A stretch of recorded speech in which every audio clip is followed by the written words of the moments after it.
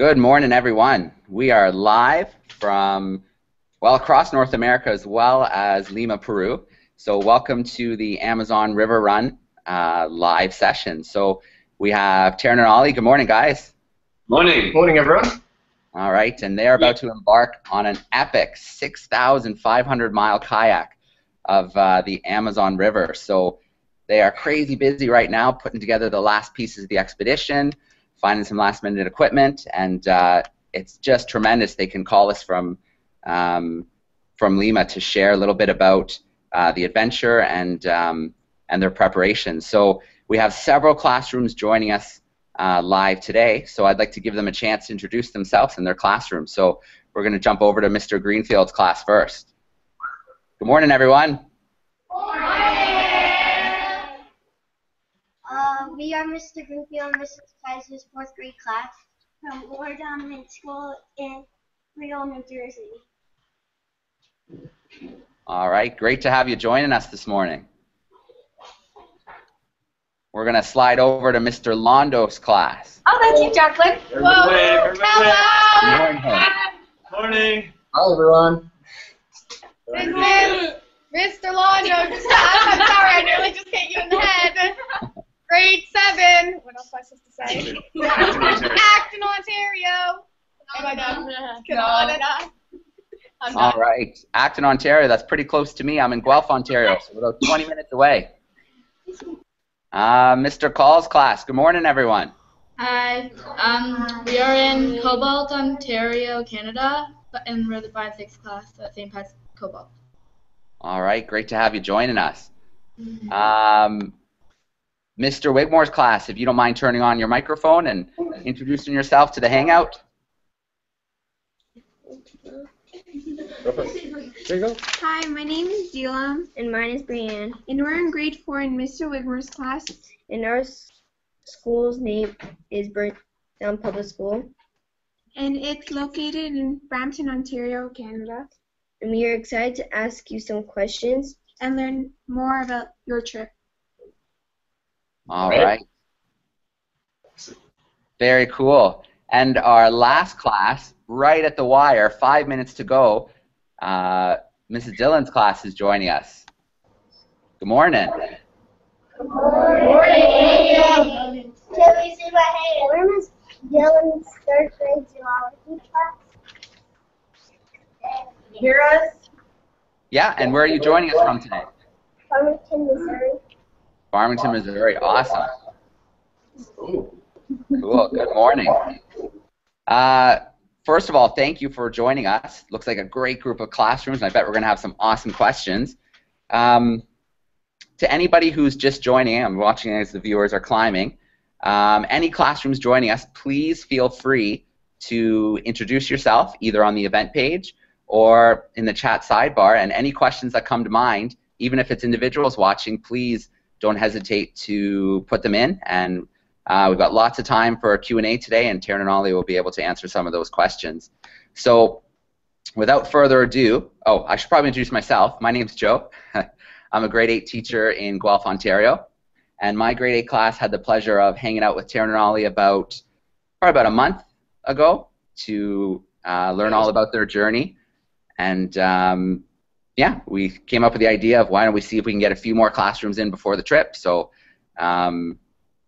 great to have it all come together and for us all to be here. So without further ado, let's pass it over to Taryn and Ollie to introduce themselves and talk a little bit about the Amazon River Run. Hi, guys. How is everyone? Wait.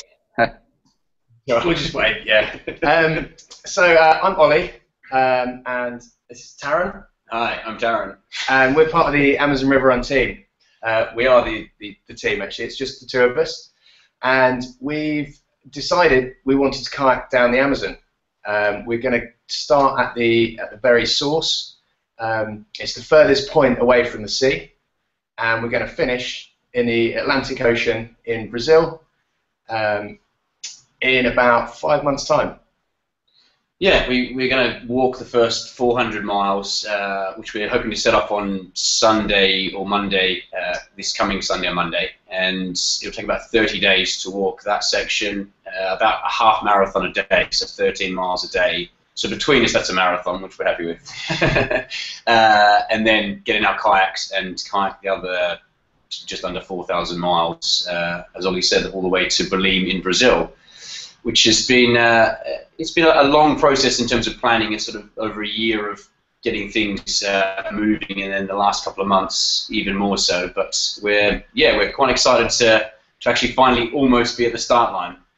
Yeah, we've got about another 4 or 5 days in Lima. We're just getting the last minute bits and pieces sorted. So stuff that we couldn't fly into the country with, like our gas cooker and that sort of a machete and so on. So we're just picking up those last few bits and pieces, making a few contacts, making sure all our equipment is working, and we'll set off on about Sunday or Monday, and we'll head for the source, head for the mountains. Finally. That's awesome. That's such an incredible journey, and I know tons of planning must have went into it, so I'm sure some classes will ask about that. But do you want to take a minute before we start some Q&A just to tell us a little bit about yourselves, where you're from, a little bit about your background in adventure, maybe share some of that with the students before we go to some Q&A? Yeah, absolutely. My background is I was born in Australia and brought up in a little island off the bottom called Tasmania, which if you Google it, it's about the size of England, with about 500,000 people in it. At the age of 18, I moved to England to try and play football, which for those in North America is soccer, but we call it football. And then actually lived in Canada for a year, did some personal training, and then in terms of the adventure sort of world, my last thing I did was I was living in Los Angeles, training and competing as a fitness model / sort of bodybuilder. Before that, I was living in Thailand, training for a Muay Thai kickboxing fight, and previous to that I did some Ironman in Wales and climbed Mount Blanc in Europe, which is the highest, I think, mountain in Northern Europe, along with lots of marathons and other cycling adventures. But this is probably for me, probably both of us, is obviously I'd say the biggest one that I've done, but it's very different from all the other ones, which I really enjoy. The learning process behind having to put it all together, and actually the physical aspect of kayaking, which is something I did a little bit of kayaking in Tasmania. I was quite fortunate enough to go to school right on the waterfront, where one of the courses was kayaking twice a week, which if you can either go to some class or you can go kayaking, I'm happy to go kayaking twice a week, which is good. And I'm Ollie. I grew up in the south of England, about half an hour outside of London, and I went travelling when I was 18 to Belize, and I got to experience, it's in Central America, and I got the opportunity to go trekking through the jungle. So I then spent 2 weeks trekking through the jungle with a small group of us, which was just a mind-blowing experience. The wildlife, the sort of the scale of the rainforest, it was just unbelievable. So it really had a big impact on me at a young age. And then I went to university and studied geography. After that, I've done a few marathons. I've done some multi-day treks around the world, so sort of Australia, Indonesia, South America, further down in Chile and so on. So that's kind of my sort of adventurous background. I've also done some endurance events. I cycled the length of Britain, so from the very top of Scotland all the way down to the very bottom, and that took 7.5 days, with, again, a group of 7 of us. And it was just, I really enjoyed pushing myself and challenging myself. And this seems, I met Taryn not that long ago, about 4 months ago, and this seemed like an opportunity that I couldn't turn down. So yeah, really looking forward to it. Yeah, that's awesome, and to meet such a short period of time ago and be working to put together such a an epic journey together. That's going to be something.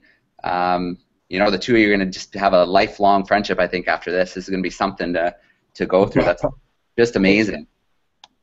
Yeah.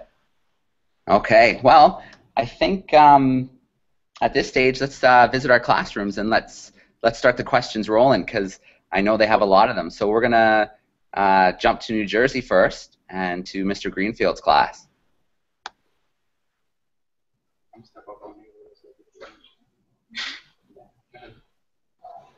Did you map out the entire trip, or will you go with the flow? That was a river joke at the end. I don't know if that's a joke or a question there, but I like it. Map out the entire trip, or do we go with the flow? It's sort of both. We have done as much planning as we possibly can for each section of it. I think with any expedition or adventure, you never get the whole thing planned 100%. You kind of get as far as you can, sort of 70, 80% of it. And then there's things that happen during the adventure that change the plan slightly. So we're not always going to be 100% able to stick to our plan. But the idea is to plan everything and then deal with the things that come up and the changes that happen along the routes. But yeah, we're definitely going with the flow on the river. We're not going against it as well. Yeah. Well, we'll just hop, actually. We'll share our screen and show you the route. And then you can have a bit more of an understanding about what we're going to be doing. So this is our website, and if you go to the route, we've got a map here. So we'll just zoom in there. So we're in Lima at the moment, and we're going to get driven up to this point here, this big red flag, which is the furthest, most distant source of the Amazon from the Atlantic Ocean. We're then going to walk along this blue line, basically, which follows the river pretty closely, all the way down. It sort of comes down here, and then we end up going back back on ourselves. And we get to this point here, and our kayaks are actually going to be driven to San Francisco, this town here. And then from there, we're going to kayak all the way up here. We've got a guide to help us with the language and just for safety as well. But we're going to kayak all the way along this red line here, which is known as the red zone. It's a fairly dangerous zone. There's a lot of illegal logging. There's a lot of drugs that go on. But we're just going to follow this line up, basically to Pucallpa, this town here, where it then becomes much safer. So we're going to feel a bit more comfortable with that bit. But as you can see, like, the river's really windy here, meanders a lot. So we're going to keep following that all the way up to a town called Iquitos there, where we will then leave our guide. We figure it's safe enough from there. So we're still only maybe a third of the way through at that stage. And this is all the rainforest. And we're just going to keep on going to the border town of Leticia, just here. So that's the border between Peru and Brazil. Colombia. And then, yeah, you've got Colombia in the north here as well. So we're going to cross through there, keep on following the green line to a place called Manaus. So Manaus held the Soccer World Cup, the Football World Cup, some of the games there. And you'll see another big river coming down here. And what happens at this point is, if we zoom in a bit, you'll see the two different colours of the river. You've got a really sandy colour and a really sort of black colour, the Rio Negro. And the river actually joins there, but you'll see it doesn't actually merge for a long, long time. It just keeps on going. So that's going to be really interesting for us to just see how that looks, really, whether it feels any different to kayak through, paddle through.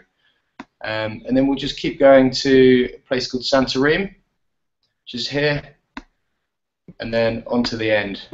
So we get to sort of the river mouth here, and then we're going to come down through this, past this island. This is a huge island. If any of you know Switzerland in Europe, that island is the size of Switzerland. So we're then going to keep going round that, and then roughly what they call the mouth of the Amazon is sort of up here somewhere. So that's when we hit the Atlantic Ocean. So as we said, that's like a 4,000-mile journey from the source here all the way to the end there. But that's a great question. Yeah, and that is just an epic journey, and I really hope you can get some pictures along the way where those two rivers merge. Yeah, absolutely. All right. Mr. Greenfield's class, next question. I know you can't bring a lot on the kayak, but what do you bring? It's a good question. I've got all my clothes, which are in this really small bag here. So in here, I've got one pair of trousers, one shirt, some underwear, one pair of socks, and that is it. So that's all we're taking. That's like my dry clothes, and then the clothes that I'm wearing will be the clothes that is going to be, they'll be getting wet. We're taking, because we are, as Joe said, we're taking electrical equipment to be able to take some pictures and actually hopefully allow you guys to follow along. But now, in order to do that, we are using actually solar power, which is this cool contraption. And if I open it up, this is the thing that's going to get us a lot of power here. It's called the Solar Gorilla, but it's as I said earlier, it's a solar powered, and this connects into another port that will allow us to charge our electrical equipment, and hopefully allow you guys to follow along as well. For food, we've got some dehydrated meals. So these are dry. This is dry food, and we've got a lot of these packets. This is shepherd's pie. We've got spaghetti bolognese. So we're not going to be missing out on any of the stuff you guys love. We hope they taste good. We don't know yet. We hope they taste good. We'll soon find out. So we've got a lot of those to take with us. What else do we take? The swap tracker. That's the thing. Yeah. We've got this device here, which is a GPS tracking device, and it means that on the map, in a couple of days' time, we're going to put the map up where it'll show exactly where we are. So this device will send up a signal saying we're that place on the map, and then you guys can all see where we are and follow our journey. You can do that through the school holidays and everything, which will be cool. Yeah, we've got a bunch of other sort of kit as well. In order for us to obviously we're going to be drinking a lot of water. We've got these quite cool water to go drink bottles where actually developed by NASA, I think they developed them. Yeah. But it basically allows us to pretty much just put it in the water, get some water in that, put the top on, and filter out a lot of the nasty bacteria that will make us sick, and then drink directly from this, which is a pretty awesome thing, given that we're going to have a big supply of water, so we should be okay with that. But that's some of the kit. Yeah, we're trying to keep the kit down to as small as possible, so that we don't have to carry too much weight and everything. All right, that makes perfect sense. We expect a very early update on how those dehydrated food packages are tasting. Yeah, you got it. All right, so Mr. Greenfield, we will come back to your class in a little bit, but let's take a visit to Mr. Call's class. I know that you guys have lots of questions for us today. Yeah.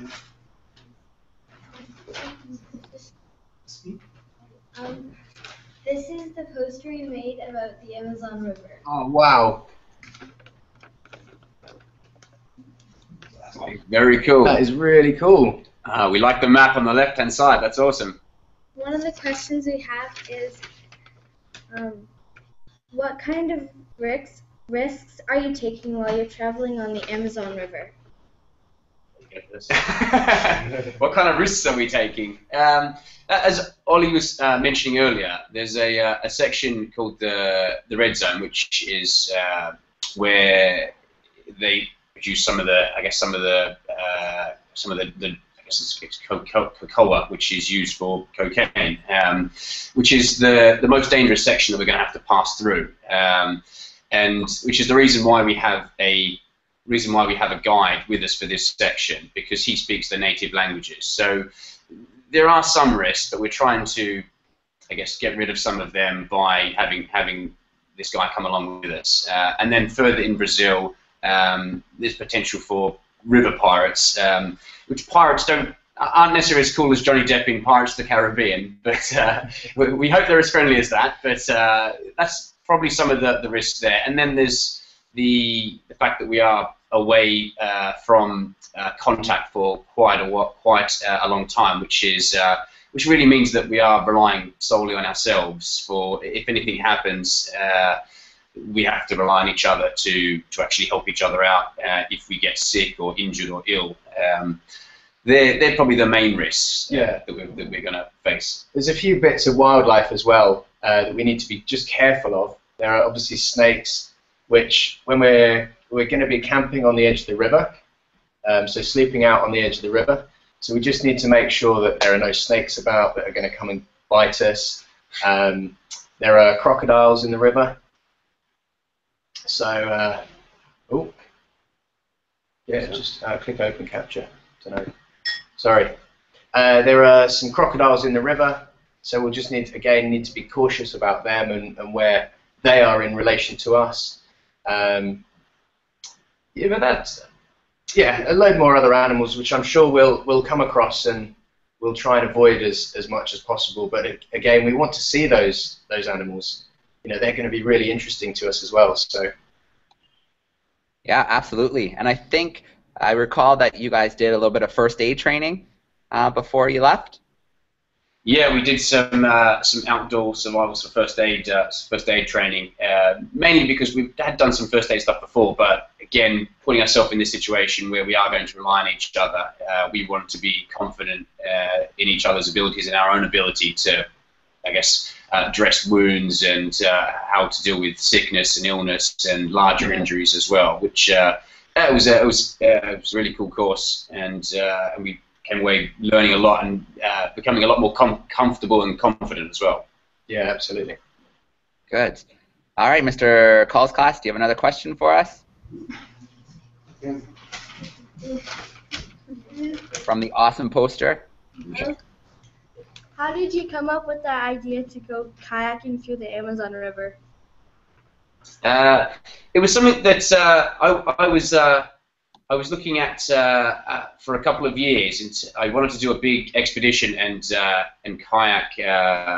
I guess I was kayak a big river, and I was originally looking at the Danube in Europe.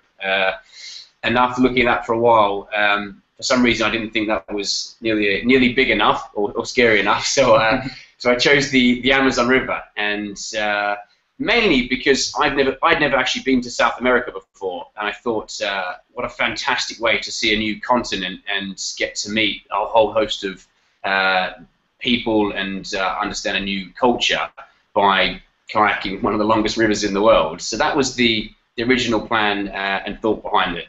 Yeah, really good question. I really like the jungle. I had an amazing time when I was 18 in the jungle, and the Amazon rainforest is the biggest and the best jungle in the world. So it was a great opportunity for me to go and experience more of that and learn how to survive in the jungle. Great question. Just going to take a moment now. We have a couple people who are joining us live who have just done a shout out on the event page. We have Roxanne is joining us from San Antonio, Texas, so welcome. And then Miss Hansen's class in New York has joined us, and they posted a question. They're wondering how long the journey is going to take you in total, do you think? We have an idea, but it's not set in stone. No, we plan on it taking about 5 months. And that's based on, as we said earlier, about the walking section, so 13 miles a day walking for 30 days, and then kayaking about 35 miles a day. We've got a few extra weeks in there to stop off at some of the villages and towns en route. hopefully experience whatever will happen there. Whether it's going to be quite fun. But yeah, about 5 months in total, we think. So we hope to make it to Berlin and the end point by the beginning of November, the end of October. Great. And anybody else who is joining us, especially classrooms, if you want to introduce yourself on the event page or use the chat sidebar, you can get some questions in as well. So thank you, Mr. Call's class. We'll come back your way soon. And Mr. Wigmore, if you don't mind turning on your mic, and if your students have a couple questions they'd like to ask. What do you want to explore around the Amazon River? Like, We're really excited about. We're really excited about exploring all the different villages. As Taryn said, we're going to try and stay in some of those villages and really understand how they use the river as their lifeline. They obviously do some fishing. They'll use the river for as a trade route. So they'll put all their crops that they've grown or whatever into the boats and send them downriver to go and sell them. And they obviously have a lot of culture as well, so things like dancing, music, and so on. So that's one of the things we're really interested in, is just to find out how they live and how they use the river on to their best their advantage, really. And wildlife. We want to see lots of wildlife too. Not the scary wildlife. We want to see wildlife from a distance, which is good. Well, definitely looking forward to seeing some of those pictures. I do hope you get to see a lot of wildlife and they hold still long enough for a shot. Yeah.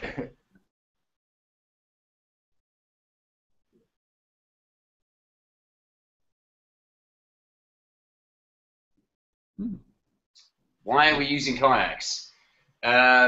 Mainly because I didn't fancy swimming down the river.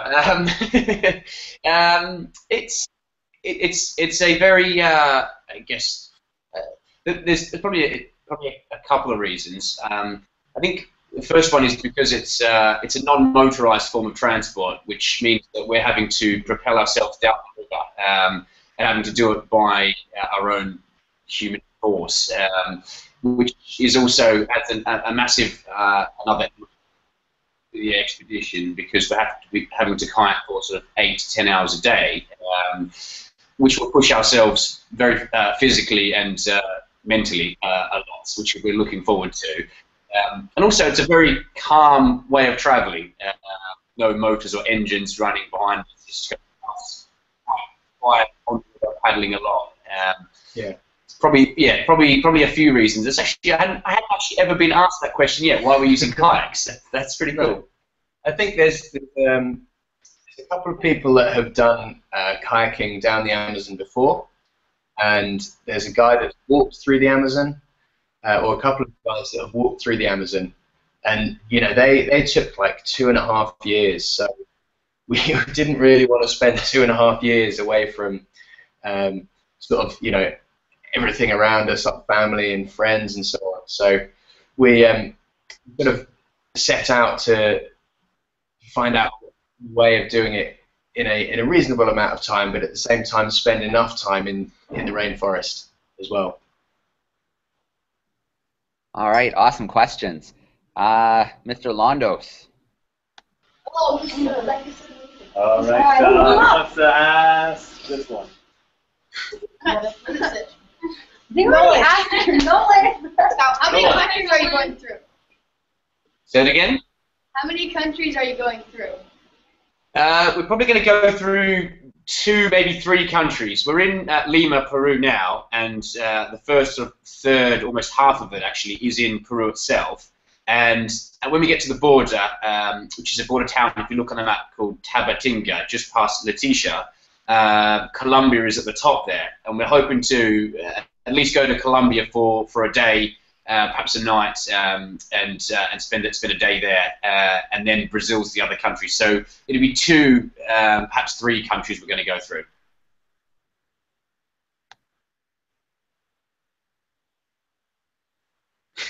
Okay, there. What are your biggest fears on this trip? Our biggest fears. Okay. Wow. There's a lot. There's a lot going through our heads at the moment. I suppose the biggest fear is going to be the red zone. So that's as Taryn said earlier, the bit where they grow the coca, which is used for cocaine. There are a lot of uncertainties about that, and we don't really know what to expect. So I think that's probably my biggest fear. But we have tried to make sure we do stay as safe as possible through that section by having the guide with us. So I'm coming to terms with that one.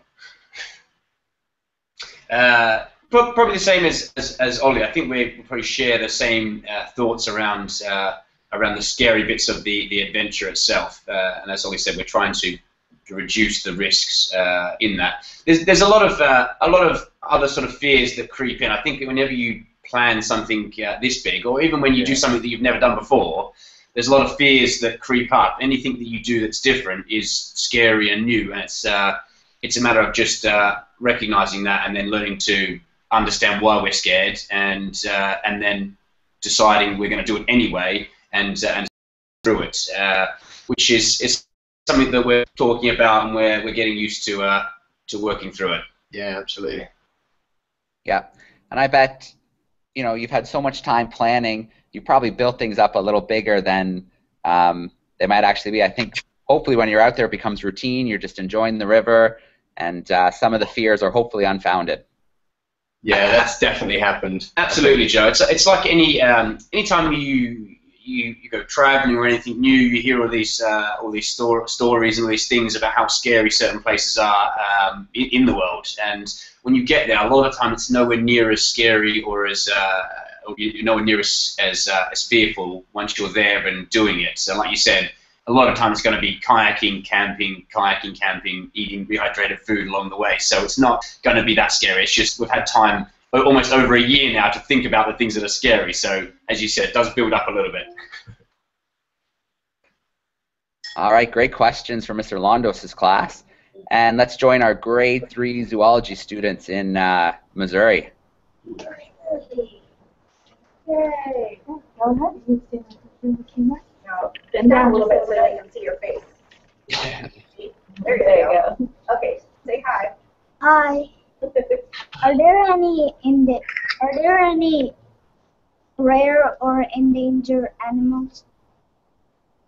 Yeah, that's something that we've actually been looking at to see what rare or endangered animals we can see. There's one in particular one that I'm really fascinated to see, and fingers crossed we do get to see it. It's the giant Amazonian river otter, which a normal otter is about this big. The giant Amazonian otter is about this big. It's about 2 meters wide, and it's I guess it's a carnivorous otter that lives in small patches of the Amazon, mainly in Iquitos. There's a few in Iquitos, but they're very rare and very hard to find. They also live in Guyana as well, but we're hoping to be able to potentially see them. It does depend on what time of year that we actually get there, and whether they're about and being also playful and happy to show themselves to us. So yeah, that's one of the things that yeah, we're really excited to try and see.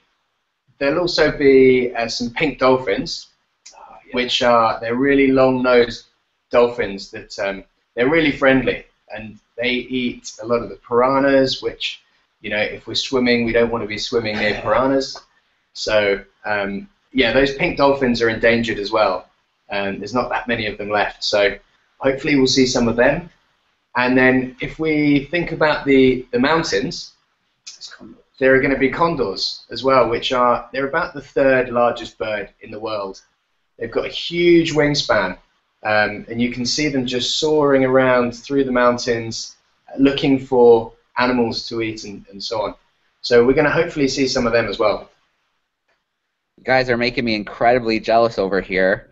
I can only imagine the biodiversity that you guys are going to get to see. It's going to be just incredible. Okay, let's steal one more question from Missouri. How do you guys take baths while you are on your journey? Say that again, sorry? Say it a little louder. How would you guys take baths on your journey? How do we take a bath? We will basically have to swim in the river to wash. So we'll be obviously we'll take soap with us, and we'll have to go swimming, which is why we don't want to be swimming with the piranhas. Yeah, it's going to be a if you picture a normal sized bath, the river is probably one of the world's largest baths. So we're going to have plenty of room. It's not going to be that hot though. It's going to be a cold bath every day. All right, great question. Just looking at the event page, Mrs. Capone's class from New Jersey is joining us as well today, and they're curious about kind of a twofold question about how you found your sponsors, and then are there any charities involved in your expedition? Yeah, absolutely. Yeah, we found our sponsors mainly through a lot of hard work, a lot of calls, emails, and asking, using the word please quite a lot. We kind of tried to focus on sponsors that we like the products of anyway, and we know they've got a good product and usually a fairly sort of sustainable background, i.e. the protein powder. We're taking a whole heap of protein powder, for example. It's called Love Life supplements, but they're very organically grown protein, which we like, and also we've got sort of beef jerky here, which again is sort of grass-fed cows and beef that comes from. So we try to focus on sponsors that we like the product and the brand and their company of, but that takes a lot of emails and calls and a lot of hustling to get that happening. But yeah, I mean, I think we've got about 10 sponsors on board, which is great, and all of the equipment, all the equipment and that they've given us is going to help us on the expedition. It's things that we need. So, you know, we haven't approached a lot of companies that sort of, you know, don't really have any association with what we're doing or anything like that. What was the second part of that question? Charities. Charities. So in terms of charities, yeah. we've selected 2 charities. One that I sort of feel quite passionate about is a muscular dystrophy charity in the UK called Duchenne Children's Trust. And Duchenne is a muscular dystrophy disease that it affects boys mainly, but it means that their muscles sort of degenerate over time. And I think we kind of chose them because we're obviously doing something that's we're considering very hard and challenging for us. But these kids on a daily basis go through these things. You know, they do struggle to walk as their muscles tire. They do get in wheelchairs by the age of sort of 12, 13. And so they have a challenge every single day that is going to be way harder for what we have to deal with. It's something that when we're out there and halfway through the challenge, kayaking and complaining about how tough it is, that it'll help bring us back down to earth. That look, this is something that we've chosen to do because we can do it. So it's for that reason, as Ollie said, it's a fantastic charity in that respect that we can identify quite a lot with it. And the other charity that we're working with is called LRTT, which actually helped to send teachers out to, in this particular case, to Guyana, which is at the very end of the Amazon, and train other teachers there. We feel quite strongly about sort of education and I guess trying to educate as many people as possible. It's the way that you evolve and grow as humans. So we're actually hoping to raise some money to allow teachers to get trained up to a high standard out in Guyana, and then obviously pass that on when they go back to their villages, towns in Guyana itself. Okay, and that's great. That's that's so important, is not only to do the adventure, but adventure with a purpose. So supporting those two groups along the way is awesome to see. So commend you guys for doing that. That's excellent.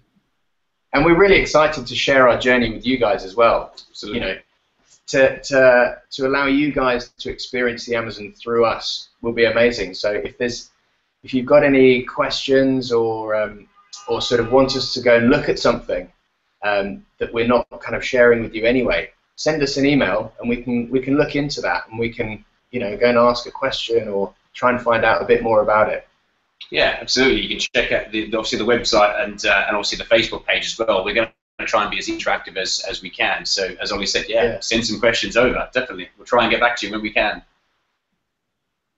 Great. And just a reminder to those who are watching, I'll put it on the event page, but the website, it's simple to remember. It's AmazonRiverRun.com. So you can follow along the journey there, and I bet there'll be pictures and maybe little blogs coming up as internet allows, because I know it's going to be a little difficult in different spots.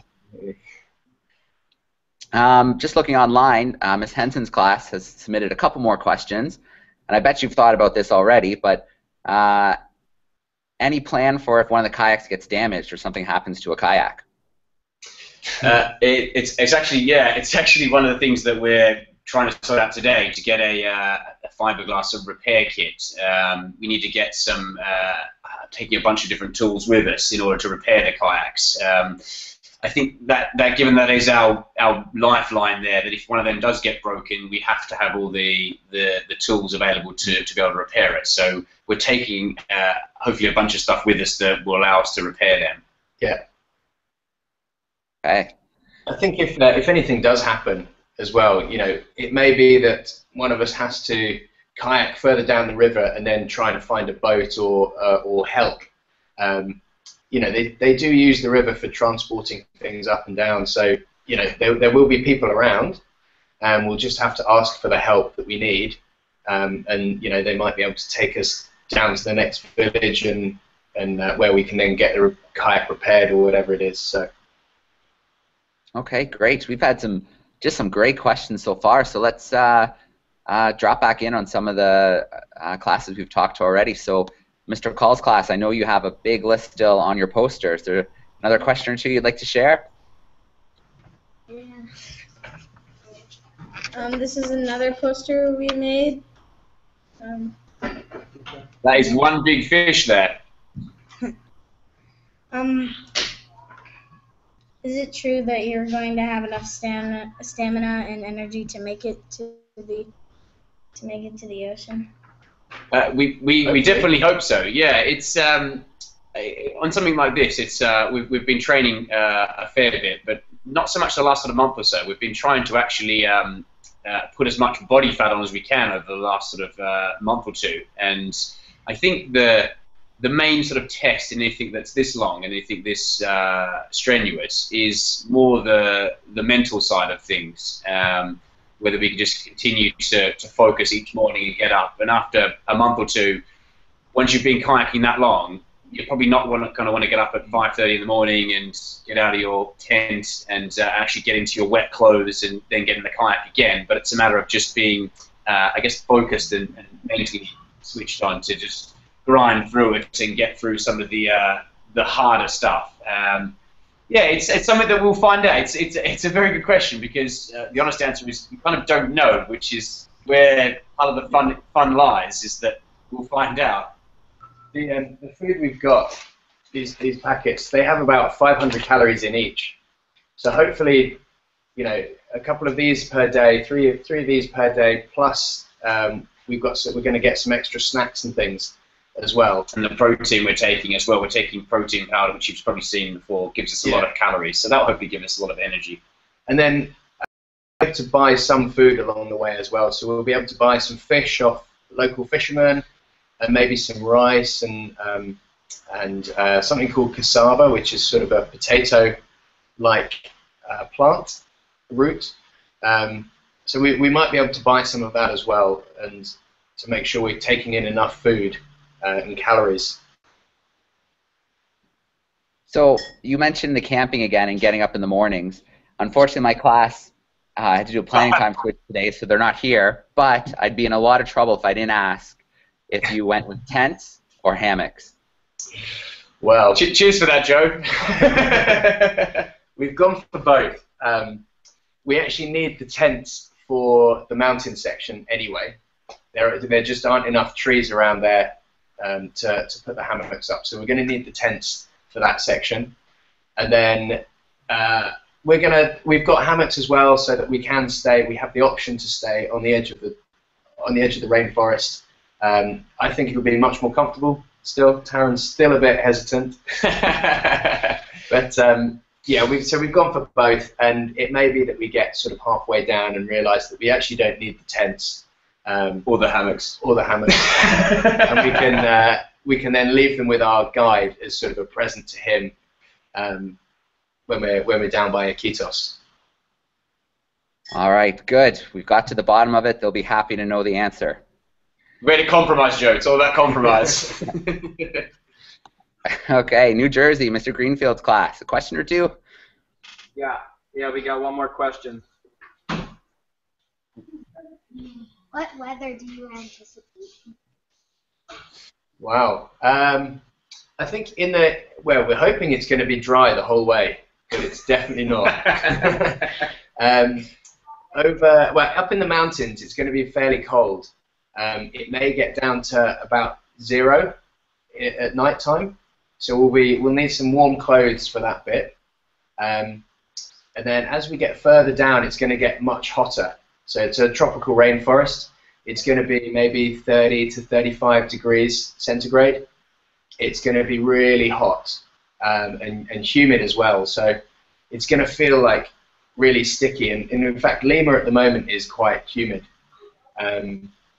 So I think that's kind of the temperature thing. And then in terms of sort of other things, there's going to be rainstorms. There's a particular section between the Brazilian border and Manaus. So if you look back at the map after this, there's a section where there's a lot of electrical thunderstorms. So that's when you've got huge amounts of lightning coming down. We're not going to want to be on the water at all. We're talking about the tide and the wind and stuff. Oh yeah, and the last sort of few weeks, when we get towards the end of the journey, after Manaus and towards Berlin, the waves get a lot bigger, sort of 2, 3, 4 foot, up to maybe 10, 12 foot at times, which is mainly due to the current coming into the mouth of the river. Which again is going to make it a lot more difficult for us. Just as a final notice for us that we are, I guess, towards the end of it to make it a little bit harder. But yeah, there's going to be lots of rain, and as Ollie's saying earlier, with his clothes bag, we've got one set which is going to be a dry set, and then one set that we're kayaking, which will be the wet set, which will pretty much be wet most of the time. But as Ollie said, we're hoping for some sunny sort of dry days. But given it's a rainforest, we expect to get pretty wet. Okay, awesome, great questions. We're at about the 50-minute mark, and I know online we listed about an hour. So if any classes do need to duck out, feel free to. But I know we still have some more time, so let's move on to a few more questions. As well, too, I know some people are taking screen captures and pictures as well from the classroom, so we'd love to see those. So if you want to put those online, even post them to Twitter and use the @RiverRun, and or it's @AmazonRR, I think. Yeah. Is that right, guys? Yeah. Yeah. So the classroom, I forget which one that have made those awesome posters up. If you take some pictures of them, that'd be brilliant. Perfect. Post those on Twitter or send them to the event page. We can grab them off of there as well. Yeah, perfect. Mr. Wigmore's class, you want to turn on the mic if you've got another question?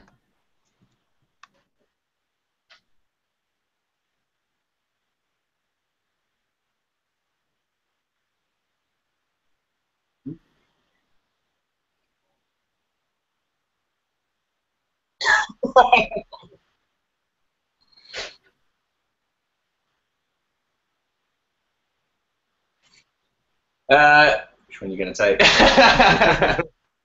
I think in terms of the risk of dying, it's something that we have spoken about because we are effectively putting ourselves in a dangerous situation. But I think we also recognise that in everyday life, there's risks in everyday life, and you've probably heard it before. Is you can get hit by a bus tomorrow. So it's one of the things that we've spoken about, and the reason why we're doing this is that we are we're sort of looking at it and going, look, something could happen tomorrow, but we want to do this expedition. It's not going to, the risks of death or danger are there, but they're there in everyday life.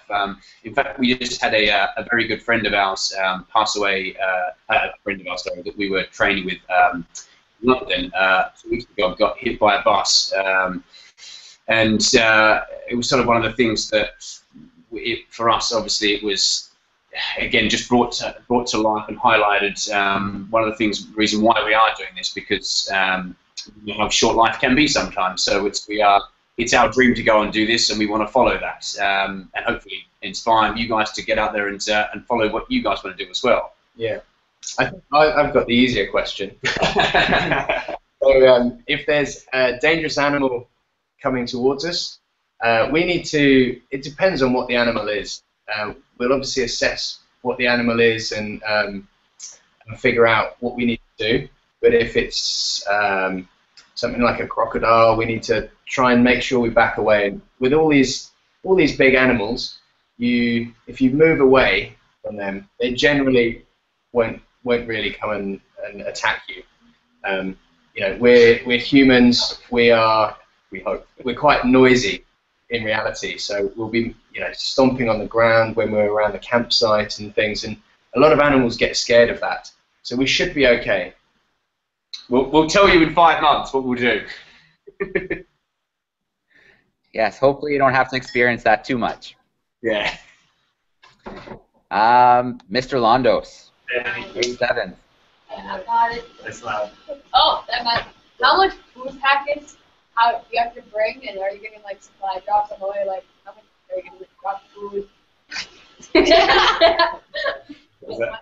Say that again. Okay. How much packets of food do you have to bring, and are you going to like find food on the way?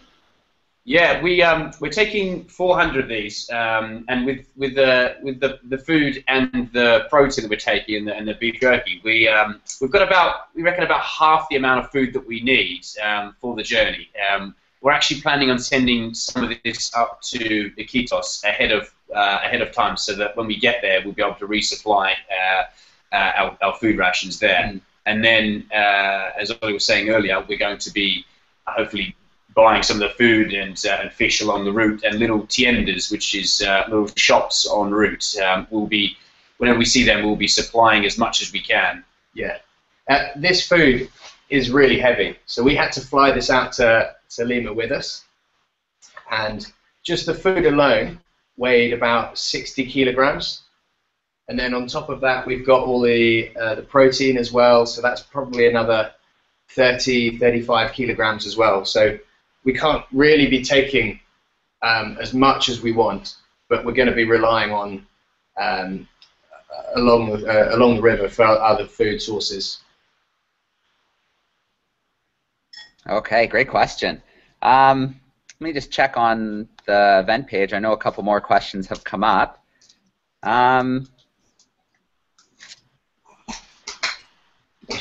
Okay, this is an interesting one from earlier. You mentioned that people have walked the Amazon and obviously kayaked and probably other forms of transportation. Have you heard of anyone who's ever swam the Amazon or attempted? Yeah, we have actually. There's an adventurer. I don't know. He's from Eastern Europe. I forget which country now. His name's Martin Strel, and he swam. I think most of the Amazon, a large section of it, at least anyway.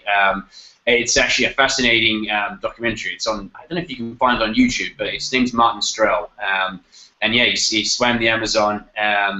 He swims big rivers throughout the world. He's a very fascinating guy. Very cool. Let's see. We've got about 5 more minutes, but I think you guys can stay along a little bit longer if there's some good questions coming in. Yeah. Visit Mr. Call's class again because I know their list is pretty extensive. How do you feel about the people in different countries of South America? I've done a lot of traveling around South America before, and I really like them. They're really friendly. I've had no issues traveling, and they're just really welcoming. They really want you to understand their culture and their way of life. So we've had no issues at all throughout any of the countries of South America. The Peruvians are a little bit more reserved than some of the other Latin American speaking countries. So, I think they possibly stand back a bit. But we met some people yesterday, and they were really helpful to us. We were just sitting down having breakfast on a bench. This guy came up to us and said, "How can I help you? What do you need? Where do you want to go?" And we spent about 15, 20 minutes just talking to him about, where the local market was and what we should be thinking about and so on. So he was really helpful, and everyone else we've been speaking to has really helped us. So they're really friendly people, and I highly recommend that you guys, if you get the opportunity to go traveling and experience different cultures, then you try and do. Yeah, I'll find out soon. Yeah. And I'll find out in 5 months. No, obviously a lot of South Americans travel the world as well, and having lived in London for the last 10, 12 years or so, I've got some friends from around the world, and like I was saying, it's like everywhere in the world. You get some really friendly people. You obviously get the other side of it as well. In any country, it's the same. But most of our interactions, and only been here for a couple of days, have all been really positive and really friendly. Excellent. Okay. Where is that? Oh, Miss Capone's class had another question. It's an online question. Maybe they saw something on the website. I'm not sure. But they're asking about the glasses you're going to be wearing during the trip. Does that sound like? Yeah. The glasses. Actually, again, this is going to allow us to get some cool footage. It's a company called Pivothead, actually from the US itself. I'm going to put these on, and it actually records. There's a button on the side here where you just click it and records, and you wear them.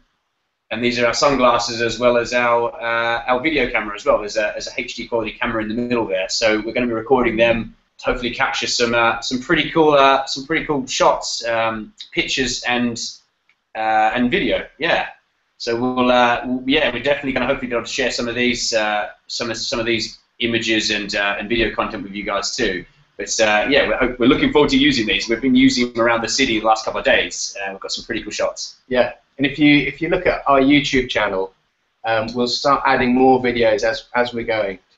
So we're going to try and share as much footage from the Pivothead sunglasses as we can.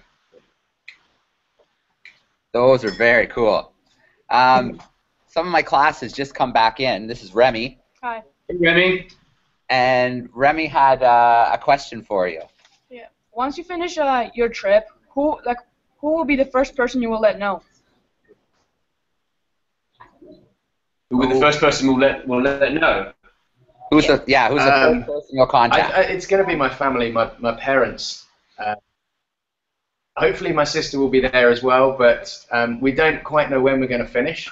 So satellite phone, which I can show you, which will mean that we can phone up our parents or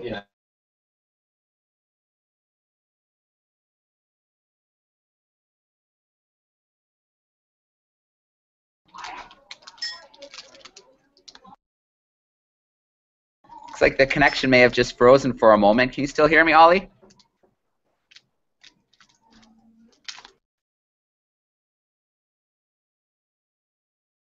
As I was saying, we're hoping to have my brother might come down with a couple of friends as well to Brazil to meet us in Rio de Janeiro, which is where we're going to end up after Belém.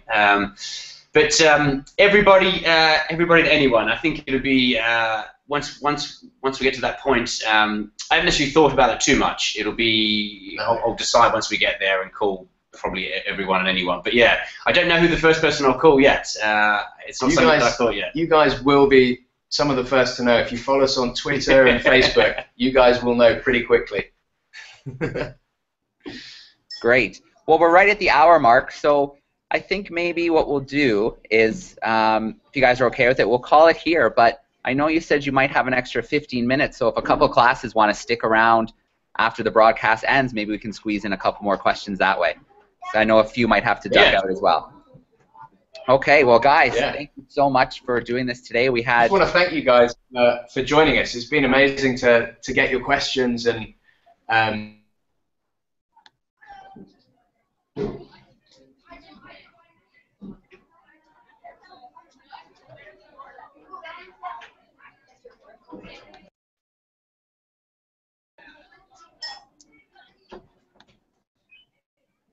All right. Well, can the classroom still hear me? Oh, there we go. Sorry, guys. You're just breaking up a little bit, but we've managed to get this far. Yeah. No, it's amazing. Great connection. It's good that it's waited to the end to kind of start getting choppy on us. So, thanks again, everybody. Don't forget, follow along AmazonRiverRun.com. And Taryn and Ollie will stick around for a couple minutes if any of the classrooms want to stick around, and we can have a little more informal question afterwards. So thanks again, everybody. Follow along the journey, and good luck, guys. A few days away from an epic journey. Thanks all the classrooms that joined us.